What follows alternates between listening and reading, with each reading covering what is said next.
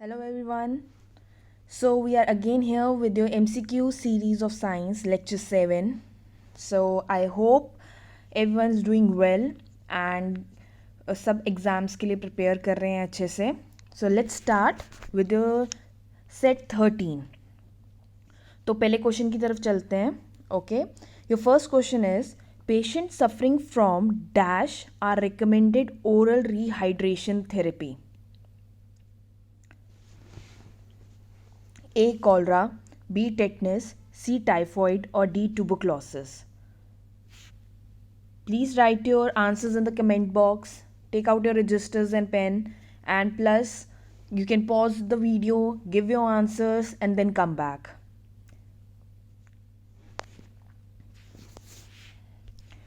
So your correct answer is A. Cholera. जब भी कोई पेशेंट सफ़र करता है, उन्होंने क्या पूछा कि ओरल रिहाइड्रेशन थेरेपी कहाँ दी जाती है. ठीक है. कॉलरा क्या है? बेसिकली एक डायरियल डिजीज़ है. ठीक है, जिसमें आपको लूज मोशन लग जाते हैं सिवियर. ठीक है. और एक कॉलरा किसकी वजह से टेक प्लेस करता है? किस बैक्टीरिया की वजह से टेक प्लेस करता है? Vibrio cholera. ये भी पूछा जा सकता है. ठीक है, एक और इन्फॉर्मेशन मिल गई. अब कॉलरा में होता क्या है? ओरल रिहाइड्रेशन थेरेपी हम कब देते हैं? जब क्या होता है? डिहाइड्रेशन हो गई होती है, मतलब बहुत ज़्यादा water loss from the body take place करता है, तुम्हारे जो loss of minerals take place करते हैं, तो हम तब देते हैं. Okay, so A is your correct answer, that is cholera. तो हमारा काम होता है कि हम जल्दी जल्दी फ्लूइड्स दें या इलेक्ट्रोलाइट्स दें, उससे रिप्लेस करें, तो उसको कहा जाता है ओरल रिहाइड्रेशन थेरेपी. ठीक है. टेटनस भी पता है तुम्हें, एक बैक्टीरिया की वजह से होता है. पूछा जा सकता है कि किस बैक्टीरिया की वजह से होता है. That is clostridium टेटनाई. ठीक है, दिस आंसर.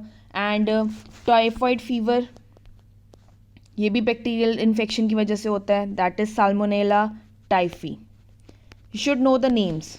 ठीक है, ये तुमसे पूछा जा सकता है. इसमें भी हेडेक, एक्यूट पेन होती है, और टेटनस में लॉक जॉ जो होता है वो लॉक हो जाता है in the case of tetanus. ये कुछ इनके सिम्टम्स हैं, साइंस हैं, एंड किस बैक्टीरियल इन्फेक्शन की वजह से होता है, बैक्टीरिया की वजह से, वो पता होना चाहिए. It can be asked. Okay, let's move on to the next question. Natural reservoir of phosphorus is A. Animal bones, B. Rocks, C. Fossils, or D. Sea water.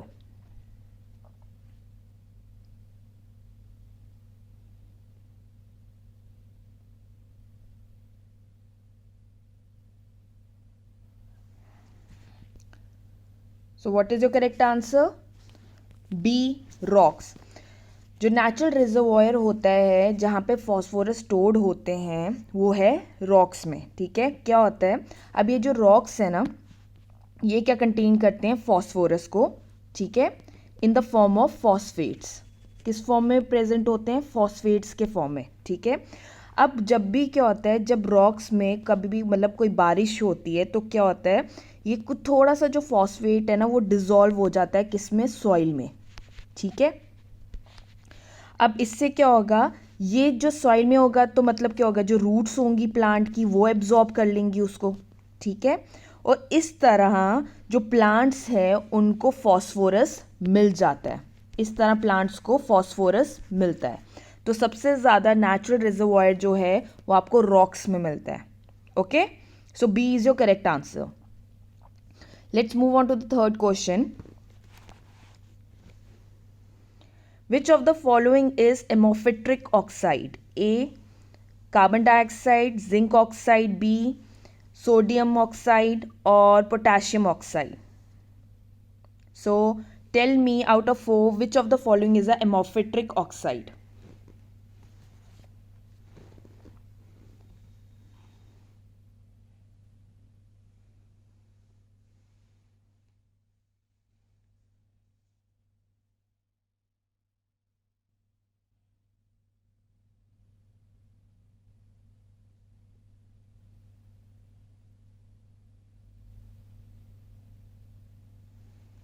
Okay, so what is your correct answer? Your correct answer is B. Zinc oxide. अब उससे पहले तुम्हें पता होना चाहिए एमोफिट्रिक oxide है क्या। ये वो ऑक्साइड है जो रिएक्ट करता है both acid as well as base के साथ। क्या करता है? एसिड और बेस के साथ, दोनों के साथ रिएक्ट करेगा। उसको कहा जाता है एमोफिट्रिक ऑक्साइड। और वो कौन सा है? Zinc oxide. ठीक है, ठीक है।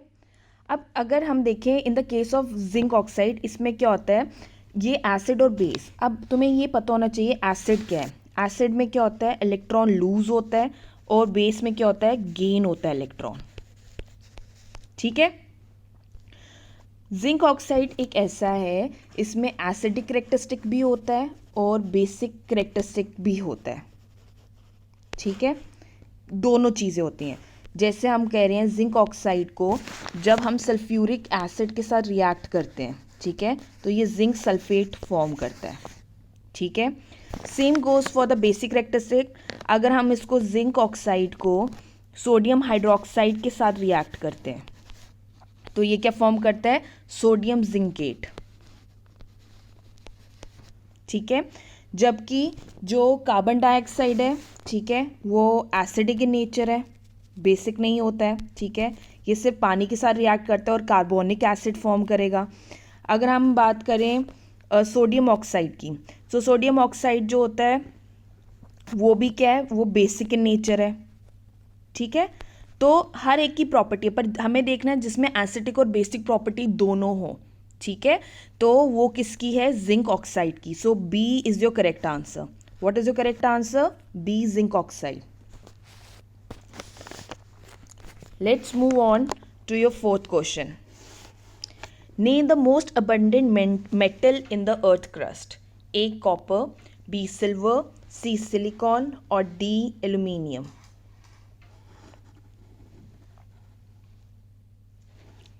Please write your answers in the comment box.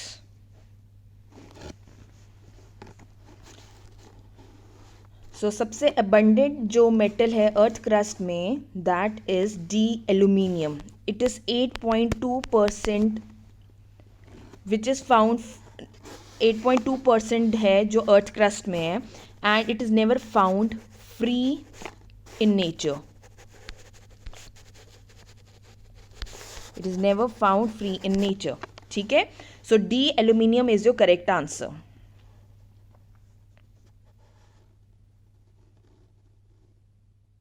चलें आगे। Fifth question, which of the following is an endothermic process. पहले आप क्वेश्चन देख लो, कौन से में से which of the following is an endothermic process. A dilution of sulphuric acid, B sublimation of dry ice, third condensation of water vapour और D evaporation of water. इनमें से एंडोथर्मिक प्रोसेस कौन सा है? You have to tell the answers. मैंने बताया है पहले दोनों हैं, ठीक है, ये दोनों हैं, उसके बाद क्या है, या सेकंड है या थर्ड है, या तो ये है खाली या थर्ड है। Just a second, just let me make it clear for you. हाँ, सेकेंड है, 3 है, या 2 and 4 दोनों है। So please write your answers.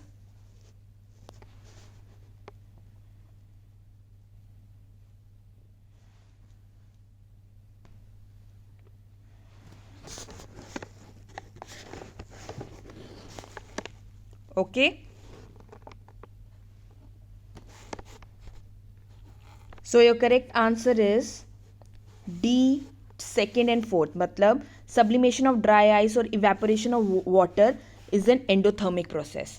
ठीक है, अब पढ़ें कि क्यों। ठीक है, so D is your correct answer. ये देख लो पहले, डी सब्लिमेशन ऑफ आइस। ठीक है, तो तुम्हारा करेक्ट आंसर है last D, that is sublimation of dry ice and evaporation of water, second and fourth.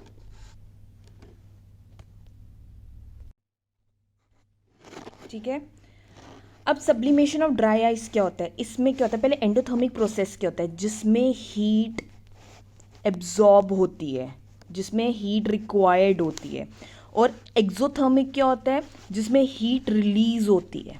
पहले तो ये डिफरेंस पता होना चाहिए। पता चल गया।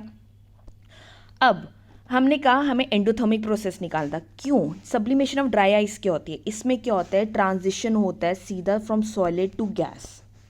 ठीक है, मतलब ये लिक्विड स्टेट में चेंज नहीं होता, सीधा सॉलिड से गैस में हो जाता है। तो इसको क्या होगा, एडिशनल एनर्जी चाहिए। तो एडिशनल एनर्जी इसको किससे मिलती है? That is from heat. तो ये हीट एब्जॉर्ब करता है कि ये गैस में चेंज हो सके। ठीक है, इस प्रोसेस को कहते हैं सब्लिमेशन ऑफ ड्राई आइस। तो हीट एब्जॉर्ब हुई, तो ये एंडोथर्मिक प्रोसेस था। समझ आ गया? अब same goes for the evaporation of water. अब जब पानी इवेपोरेट हो रहा है तो वाटर को किस में चेंज कर रहे हैं? लिक्विड में, एंड देन लिक्विड वेपर में चेंज हो रहा है। तो इसमें भी एनर्जी रिक्वायर्ड है। अब एनर्जी रिक्वायर्ड है मतलब बहुत ज़्यादा हीट एब्जॉर्ब हो रही है। क्या हो रही है? एब्जॉर्ब हो रही है, तो इवेपोरेट करने के लिए। तो इवेपोरेशन ऑफ वाटर भी आंसर है। So your last D is an correct answer, जिसमें सब्लिमेशन ऑफ ड्राई आइस और evaporation of water take place करता है। ठीक है, अब कंडेंसेशन ऑफ वाटर वेपर क्या होता है? ठीक है, ये एक्सोथर्मिक प्रोसेस है जिसमें हीट रिलीज होती है। क्यों? क्योंकि वाटर वेपर को लिक्विड में चेंज कर देते हैं। तो यहाँ पे क्या होता है, यहाँ पे हीट रिलीज होगी। ठीक है,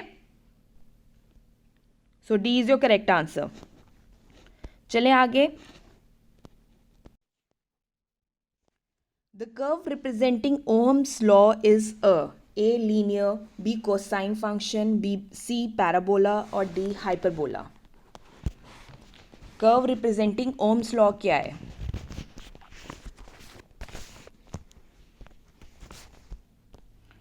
so your correct answer is A linear. अगर तुम्हें ओम लॉ पता होगा, वो क्या कहता है कि जो पोटेंशियल डिफरेंस है एक आइडियल कंडक्टर के, वो डायरेक्टली प्रोपोर्शनल किसके है? करंट के। मतलब ये दोनों लीनियर है। मतलब अगर पोटेंशियल डिफरेंस इंक्रीज करेगा तो करंट भी, अगर करंट इंक्रीज करेगी तो पोटेंशियल डिफरेंस भी इंक्रीज करता है। सो एक ये लीनियर ग्राफ फॉर्म करेगा, कर्व फॉर्म करता है। So A is the correct answer. तो it takes place in a straight line. 7 चलें। Which of the following vitamin contains cobalt? Cobalt किस में होता है? विटामिन के में, B12, B6 और B2।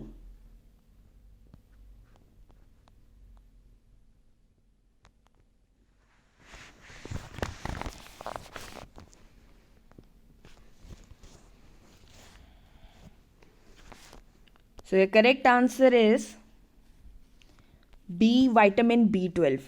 ठीक है, विटामिन B12 में कोबाल्ट होता है, और हम या इसको कहते हैं साइनोकोबालमीन भी कहा जाता है, कहते हैं ना। तो इसमें क्या होता है, बेसिकली कोबाल्ट प्रेजेंट होता है। कितना? 4.35% बाय वेट। ठीक है, तो कोबाल्ट किस में प्रेजेंट होता है? विटामिन B12 में, which is a water soluble vitamin. B is your correct answer. चलें आगे। Krebs cycle takes place in vesicles of endoplasmic reticulum, mitochondrial matrix, C lysosomes और D डिएक्टोसोम्स।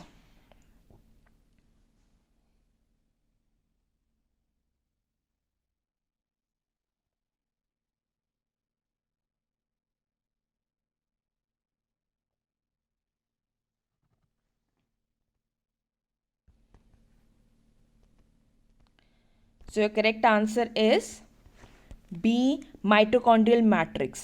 Mitochondrial matrix of eukaryotic cells में तुम्हारा Krebs cycle take place करता है। अब यहाँ से एक क्वेश्चन निकलता है कि क्रेब्स साइकिल पहले है क्या। ठीक है, अब बेसिकली ये ऑक्सीजन यूज़ करता है कि ये बाहर कार्बन डाइऑक्साइड और वाटर दे सके, एनर्जी प्रोड्यूस कर सके बेसिकली, है ना। इसी के लिए होता है, एनर्जी प्रोड्यूस करने के लिए क्रेब्स साइकिल टेक प्लेस करती है। कहाँ टेक प्लेस करती है? माइटोकॉन्ड्रियल मैट्रिक्स में। ठीक है, अब इस एक और क्वेश्चन पूछा जा सकता है कि इसका दूसरा नाम क्या है। इसका दूसरा नाम है सिट्रिक एसिड साइकिल या ट्राई कार्बोक्सिलिक एसिड साइकिल। ठीक है, तो ये पूछा जा सकता है ये भी पूछ सकते हैं कि सिट्रिक एसिड साइकिल कहाँ टेक प्लेस करती है, ट्राइकार्बोक्सिलिक एसिड साइकिल कहाँ टेक प्लेस करती है, तो कंफ्यूज नहीं होना है. So B is your correct answer, that is mitochondrial matrix. Done. चले आगे. Which of the following item is used in the household wirings to prevent accidental fire in case of short circuit? A. Insulated wire. B. Plastic switches. C. Electrical fuse. Or D. Non-metallic coatings on conducting wires.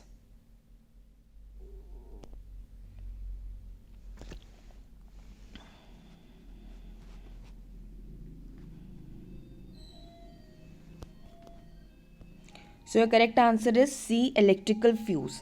अब ये जो electrical fuse है ये essential component है. Basically क्या होता है, जब भी कोई शॉर्ट सर्किट होगा तो ये क्या हो जाता है, ये मेल्ट हो जाता है. क्या हो जाएगा, मेल्ट हो जाता है. सो दैट कि शॉर्ट सर्किट टेक प्लेस ना करे या कोई एक्सीडेंटल फायर टेक प्लेस ना करे, और ये इंटरप्ट करता है करंट को. Okay, so C is your correct answer, electrical fuse. Of your first set, that is 13th set, when a car driver traveling at a speed of 10 millimeter per second apply करता है brake and brings the car to rest in 20 seconds, then the retardation will be A. 2 meter per second square, B. minus 2 meter per second square, C. minus 0.5 meter per second square, or D. 0.5 meter per second square.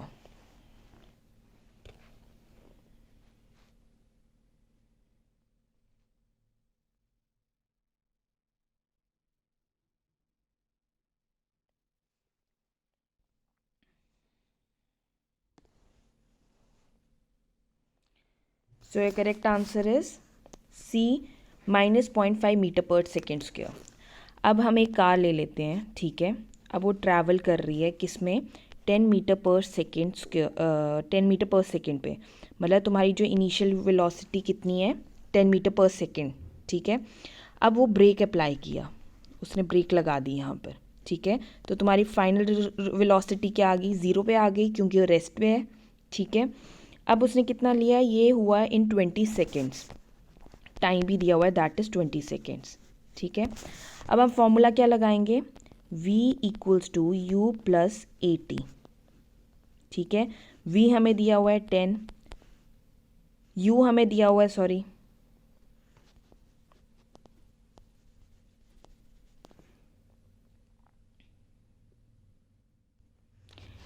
v हमें क्या, final velocity 0 है, हमारी initial velocity कितनी थी 10, acceleration हमें निकालना है, मतलब देन द रिटार्डेशन कितनी हुई है, और टाइम हमें 20 दिया हुआ है.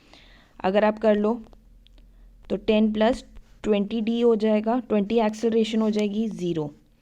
तो अगर हम वहाँ ले जाएं क्या हो जाएगा, 0 minus 10 is equal to minus 10, 20 acceleration है ना. और माइनस 10 अपॉन 20 कितना होता है, 0.5 मीटर पर सेकेंड स्क्वायर. मतलब तुम्हारी एक्सेलरेशन कितनी रिटार्ड हुई है, दैट इज़ माइनस 0.5 मीटर पर second square. So C is your correct answer, ठीक है. चले आगे. हमारा पहला सेट हमने आज का सेट कंप्लीट कर लिया है, 10 क्वेश्चंस हमने डिस्कस कर लिए हैं. Let's move on to your next set. अब पहला क्वेश्चन कहता है कि example of milk protein is A lactogen, B myosin, C casein, और D pepsin.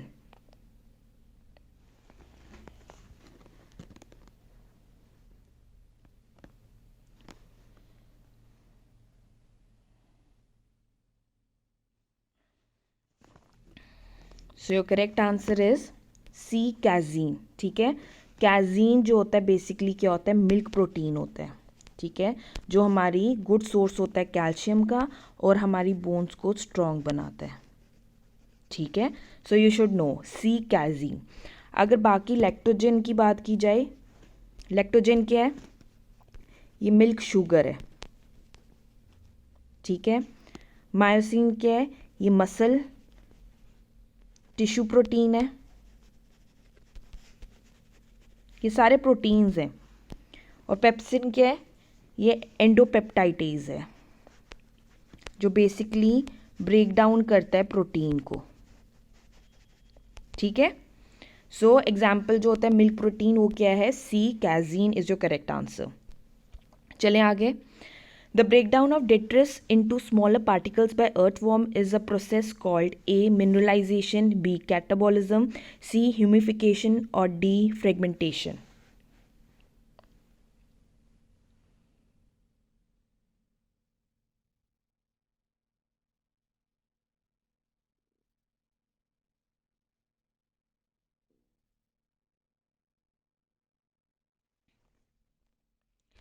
So your correct answer is D. fragmentation. क्या है, फ्रेगमेंटेशन। जब डेट्रेट हो गया कि तुम्हारा वेस्ट प्रोडक्ट, वो स्मॉलर पार्टिकल्स जब अर्थ फॉर्म उसको ब्रेक डाउन करता है, उस प्रोसेस को फ्रेगमेंटेशन कहा जाता है, मतलब फ्रेगमेंट्स में तोड़ना। मिनरलाइज क्या हो गया, कोई चीज़ बनानी, है ना। कैटाबॉलिज्म क्या हो गया कि कॉम्प्लेक्स जो होगा उसको सिंपलर फॉर्म में चेंज करना, ठीक है। और ह्यूमिफिकेशन क्या होता है, डार्क कलर्ड ह्यूमस फॉर्म करना, ठीक है। ये सारे स्टेप्स जो हैं ये डिकम्पोजिशन के ही स्टेप्स हैं। Okay, so D is your correct answer, that is fragmentation. Third question, the relationship between potential difference and current was discovered by A. Newton, B. Ampere, C. Ohm और D. वोल्टा।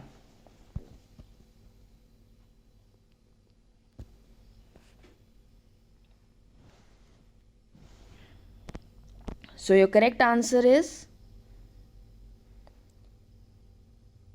C. Ohm. George Ohm ने relation दिया था between potential difference and current. अभी हमने पढ़ा है, that is in your Ohm's law, जो है, जो आप अपने अभी पढ़ा है, ठीक है। Next question, which of the following non metal is a liquid, A. Carbon, B. Bromine, C. Iodine और D. Sulphur.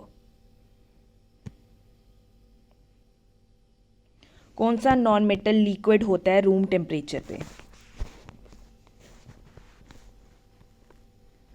So B. Bromine is your correct answer, जो क्या होता है, लिक्विड होता है रूम टेम्परेचर पे। मोस्टली जो नॉन मेटल होते हैं वो किस फॉर्म में होते हैं, गैसेस फॉर्म में या सॉलिड फॉर्म में ही होते हैं। अब गैसेस फॉर्म का एग्जांपल आ गया तुम्हारा हाइड्रोजन, ऑक्सीजन, और सॉलिड आ गए तुम्हारे सल्फर या फॉस्फोरस, ये सॉलिड फॉर्म में होते हैं, ये नॉन मेटल्स हैं। एक ब्रोमीन ही खाली है जो रूम टेम्परेचर पे भी लिक्विड होता है। So B is your correct answer. Let's move on to the COVID fifth question.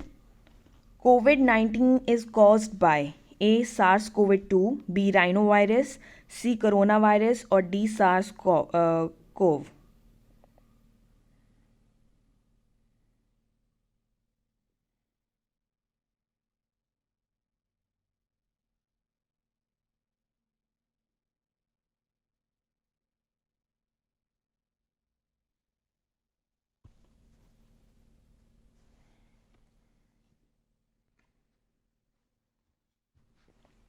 So what is your answer? SARS-CoV के थ्रू होते हैं। It's a severe respiratory syndrome हो गया हमारा, ठीक है। और ये किसकी वजह से हुआ था, everyone is aware of it. Airborne जो ड्रॉपलेट्स होते हैं सलाइवा के, उसकी वजह से जाता है। जब हम कफ करेंगे, स्नीज, तो ये क्या हो जाए, ट्रांसफ़र हो जाता है। Okay, so D is your correct answer, COVID-19 is cause by SARS-CoV. Okay, sixth, on immersing an iron nail in copper sulphate solution, जब हम डालते हैं, in few minutes you will observe what, कोई reaction ही take place करेगी, the colour of the solution fades away, surface of iron acquires a black coating और the colour of solution changes to green. क्या होगा?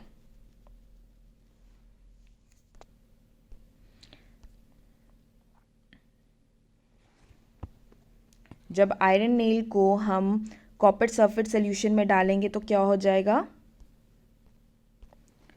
D is your correct answer, the colour of the solution changes to green. अब देखो, अब वो बोल रहा है कि जो हमारा आयरन नेल है ना, जो हमारा आयरन नेल है, ठीक है, जब हम आयरन नेल को ब्लू कलर के कॉपर सल्फेट सोल्यूशन में डालते हैं, ठीक है, वो फेड अवे हो जाता है ब्लू कलर, और वो किस में चेंज हो जाता है, ग्रीन कलर में, ऑफ आयरन सल्फेट। ठीक है, अब कैसे, अब क्या, जो हमारा आयरन है ना वो बहुत ज़्यादा रिएक्टिव होता है। ठीक है, और ये क्या करता है, डिस्प्लेस करता है कॉपर आयंस को। तो क्या होता है, जब कॉपर सल्फेट सोल्यूशन रिएक्ट करती है आयरन के साथ, तो यहाँ पे कॉपर सल्फेट सोल्यूशन क्या है, ब्लू कलर का होता है।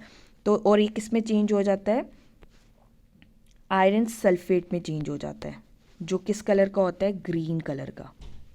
ठीक है, तो colour of the solution changes to green, so D is your correct answer. चलें आगे।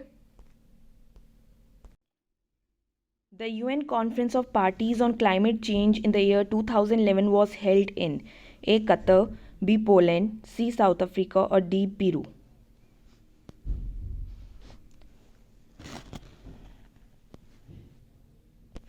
So your correct answer is C. South Africa. कहाँ हुआ था, डर्बन साउथ अफ्रीका में हुआ था। कब से कब तक, 28 नवंबर से लेकर 9 दिसंबर तक 2011 तक ये चला था। ठीक है, और ये क्लाइमेट चेंज क्या था, इनको बेसिकली था कि लिमिट करना जो कार्बन इमिशन है और उसका जो इफ़ेक्ट पड़ रहा है हमारे क्लाइमेट चेंज पे, उसको चेंज करना। So it is called age limit करना हमारा कार्बन इमिशन। ये था उसका मेन एजेंडा, यूएन कॉन्फ्रेंस जो हुई थी। So it took place in South Africa, Durban, from 28 November to 9 December 2011। Okay, let's move on to the next disease. Alzheimer disease in human is associated with the deficiency of A. Acetylcholine, B. Glutamic acid, C. Gamma aminobutyric acid, और D. Dopamine.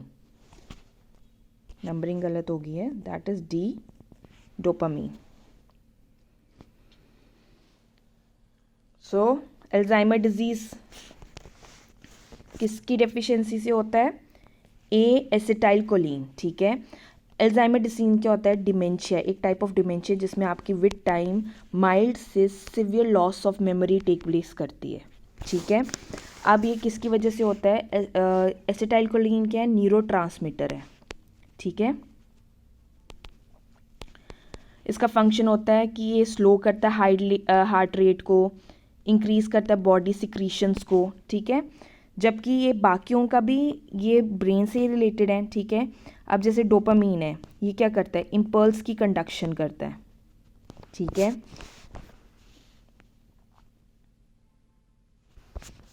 Glutamic acid synthesise करता है protein को। तो सबका अपना अपना function है। Acetylcholine ऐसा है जो न्यूरोट्रांसमीटर भी कहा जाता है, और ये रिस्पॉन्सिबल है फॉर डिमेंशिया जब इसकी डेफिशिएंसी हो जाए। So A is your correct answer. 9th question, light year is a unit of A distance, B time, C age, और D luminous intensity.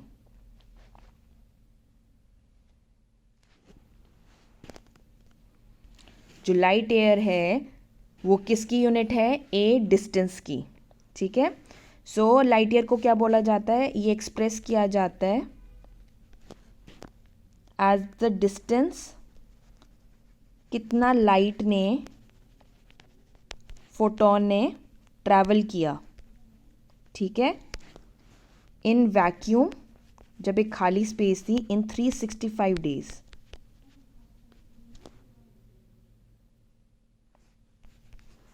Okay, so A is your correct answer.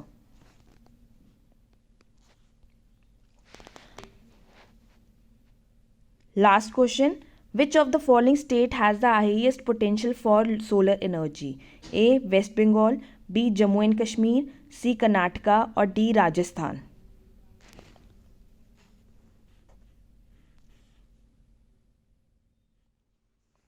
So D. Rajasthan is your correct answer. इसकी solar power potential जो है that is the highest, और ये 143 to 142 gigawatts of potential energy बनाता है। Okay, so D Rajasthan is your correct answer. ठीक है, done. तो आज हमने फिर 20 क्वेश्चंस डिस्कस कर लिए हैं। Okay, I hope everyone is clear with the questions and the MCQs. If anyone has problem, तो प्लीज़ कमेंट बॉक्स में अपने क्वेश्चंस क्वेरीज छोड़ देना. And I hope everyone is doing good. सबके अच्छे स्कोर्स आए होंगे. प्लीज़ रिवाइज करते रहिए विद जो लेक्चर्स हो रहे हैं. ओके, उतनी ही आपको नॉलेज गेन होगी.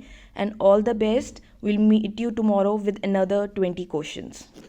Have a nice day. Take care.